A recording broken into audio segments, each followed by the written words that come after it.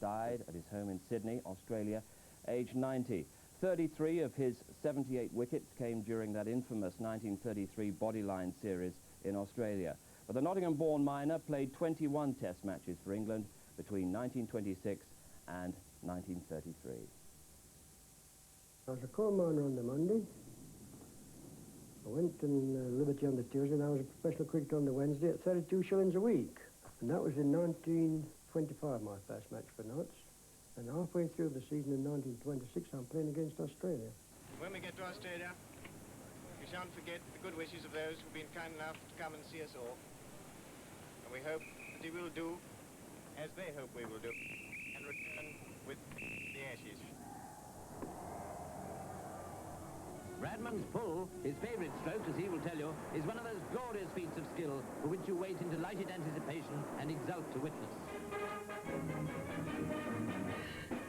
There is an early shock for Australia when Woodfull was unfortunately struck on the heart by a ball from Larwood which got up. I hit Billy Woodfull under the heart, and he was crouching. If he'd have stood erect, he wouldn't have hit him on it, and probably top of his thigh, but he was crouched. The English players are very distressed when Oldfield is struck on the head, Larwood again being the unlucky bowler. The ball was slower off the wicket that he had anticipated, and hit him on the wrong side of the head. He looked too early. Now, Bert and I were friends, always have been friends, and I ran down the wicket and I said, "I'm sorry, Bert. This is not your fault, Harold." Australian Border Control replied, "Sportsmanship not questioned." Sydney is a long way from Brisbane, and keen as the Aussie is on his cricket, not many Sydneyites can make the 610-mile journey up to Queensland to see the deciding test. So when Bradman was out, bowled Larwood, the groan could be heard all over Sydney. Who would have predicted that England would win 4 out of the 5 tests? Who would have given Bradman an average of only 56 runs an innings? But this series of tests will be remembered as Larwood's. You'd got back to England, Harold. You were asked to apologise for your bowling in Australia. So I was showing my mother, and she put her old glasses down at the tip of her nose, and she says, "Are you going to sign this?" I said, "Well, should I?" She said, "If you do, you'll never see me alive again." So I said, "No, Mother, I'm not going to sign it." And I didn't. I wouldn't. I've no regrets, though, Fred. I think I made the best decision I've made in my life when we came out here.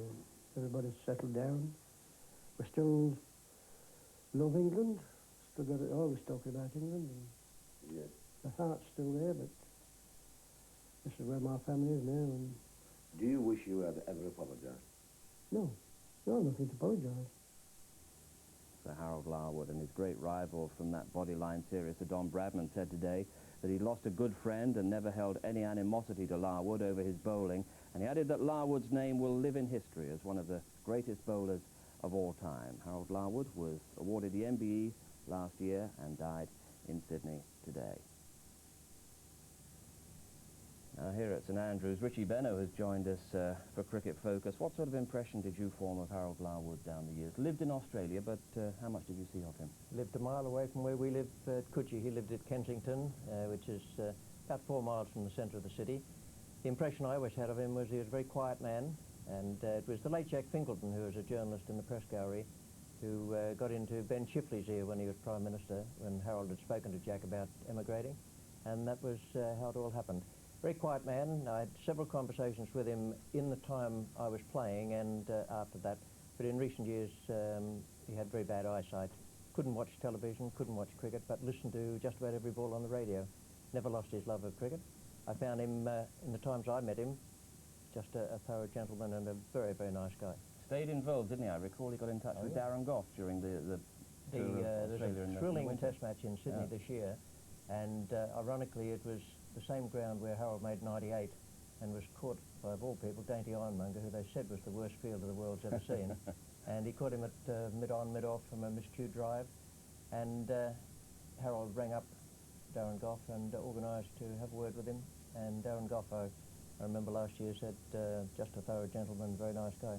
How much was he made the scapegoat for what happened in that series in 1933? Well, totally, I would say, because it was a plan hatched as probably not quite the right word, but it was a plan that came up with Jardine, and they say with Percy Fender, F.R.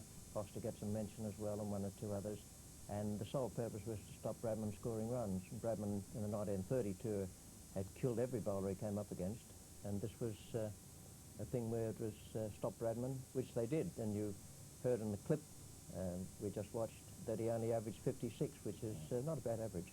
But he was welcomed in Australia, made his home very a much popular figure there. Yeah, not a problem, and he loved it out there. As he said, his family loved it, and he had a terrific time. We've all got to go sometime, but I think Harold had a pretty good life out there.